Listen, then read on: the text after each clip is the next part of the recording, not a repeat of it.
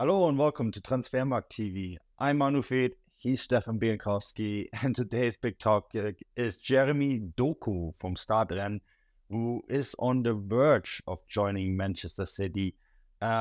Stefan, exciting young player, Belgian from France, will fulfill quite a few different roles, right? I think this is the Riyad Mahrez replacement, but you wrote a great article on him for Transfermarkt, spoke to our area manager in France, Ronald Karoff, about this player. Why a Man City after this guy? Tell us as quickly and briefly as you possibly can. Yeah, so I think he's a really interesting transfer target because if I had to kind of sum him up very quickly, it'd probably be to say that he's definitely not the finished article. Obviously Manchester City are used to signing very polished, very accomplished players, but here we're talking about one who, came through in Belgium, played one full season at Anderlecht before Stade Rennes picked him up for what was a record transfer fee at the time. And as Ronan pointed out in the article, it really goes to show, or really went to show, what they thought of this guy. And he's been really highly touted in French football for some time now. I think perhaps the most interesting stat from last season was his completed dribbles. He completed more dribbles than every player in the league except for one, and that was a Sir Lionel Messi, which I think really goes to show the kind of pedigree we're talking about here. If you were to look him up on YouTube, which you're on right now, I'm sure if you're watching this video, and after this, of course, you type his name in, you will see reels and reels and reels of videos of him taking on defenders, skinning them rotten, dropping the shoulder, going right past them. I had a whole conversation with Ronan this afternoon about the French word and the English word for how to go past a player. I said in my part of the world, we would say he jinks past defenders, drops the shoulders, but that's exactly what he's great at. But having said all that, he's, like I said, he's not the accomplished player. You look at his stats for, his Ligue 1 side, and they don't exactly blow you away. For last season, he had 7 goals and 4 assists in 35 games for Rennes, and that kind of averages out as 0.36 goals per 90, which is certainly not, outstanding, especially in a league like Ligue 1 that's obviously very well known for, young, exciting forwards kind of really running away with their records in that division. So, he still has a lot of work to do, but what Ronan suggested to me was if you kind of narrow in on that kind of last, I think it was maybe like 8 games or 9 games, he picked up 5 goals and 2 assists. And he said that's probably the best kind of indication of what this player can do when fit, when, match fit, when he's not got any injuries, he's shaking off his injuries. He's a player who can score a lot of goals, he's very direct, he can create goals as well. But of course, there's also a huge issue with his injuries. Since he's been at Stade Rennes, which is about maybe 2.5, 3 seasons, he's missed 50 games for the club and his country through injury. It's something the players had to kind of talk about quite a lot in the past. It's something that he's admitted that perhaps he's a little careless with in the past. He's a young man. He maybe thinks he's invincible like we all did at one point. And, there's definitely a case to be said that they're all very different injuries, different parts of the body. So it's not as if he's perhaps injury prone. But I think that's something Manchester City fans will probably be wondering about. Is that something you'll carry on into the Premier League, which is far more physical? Or is that something that Manchester City have done their due diligence with?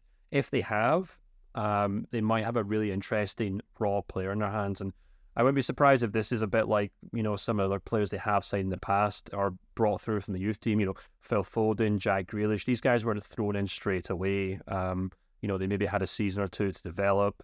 They eventually kind of learned how to be Manchester City players and kind of flourished under Pep Guardiola. I think Doku has the potential to do that, but he is a very, very raw player. I guess Pep Guardiola always likes his projects, doesn't he? There's a few things that you brought up that I thought were quite interesting. I mean, Stade Rennes is a club that has developed quite a lot of young, especially wingers, right? Ousmane Dembélé, for example, comes to mind as a player who's come from that system. His injury, like being injury prone, I mean, Erling Haaland had issues with injuries before he joined Man City. Man City managed to manage this load quite well. To ensure that wouldn't be an issue, right?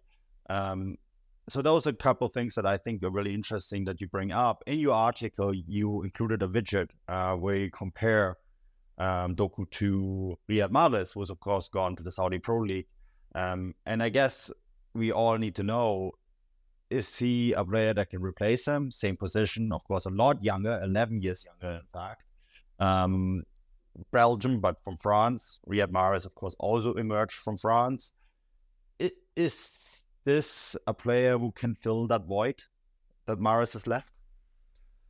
I mean, it's obviously big shoes to fill, and you wouldn't want to suggest that any young player has to come in and kind of play that role immediately, but they are similar kind of profiles of players. They're players who like to take on defenders. They're players who like to try and break a defensive line by dribbling through it. And he's obviously a very dynamic, direct player like Mahrez was. So you can completely understand why Manchester City, after allowing Mahrez to go, turn to their shortlist of, maybe blow the cobwebs and the dust off their Mahrez replacement shortlist or project. And Jérémy Doku was on that list. So it makes perfect sense. And even if you really look at Manchester City's squad right now, they've got a number of central midfielders. They've got a number of kind of central attacking midfielders who kind of play that playmaking role, whether it's, Kevin De Bruyne, Phil Foden, even young Cole Palmer coming through.